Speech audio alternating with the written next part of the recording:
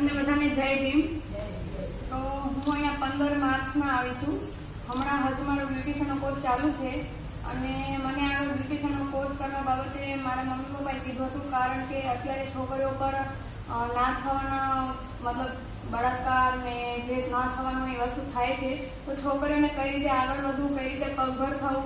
જો બ્યુટિશિયનનો કોર્સ કરેલો હોય અથવા બીજો કંઈ પણ કોર્સ કરેલો હોય તો એ છોકરીઓ પોતાના પગભર થઈ શકે છે। કોઈ પણ મતલબ સસુરાલથી છોકરીઓ આવે અથવા તો કંઈ પણ પ્રોબ્લેમ થયો હોય તો એ પોતાના પગભર ઉપર થઈને કેસ કરીને કદાચ આગળ વધ્યું હોય તો કેસ કરીને એ એના પગભર ઉપર થઈને પોતાની રીતે અલગ પણ રહી શકે છે।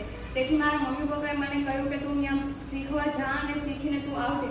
પરંતુ અહીંયા બ્યુટિશિયન શીખવા નથી, પરંતુ અહીંયા તો એટલું બધું શીખવાડે છે ને કે બ્યુટિશિયન તો શું અમને કાનૂન વિશે જાણકારી આપે છે, કઈ રીતે છોકરીને આગળ વધવું। અહીંયા મતલબ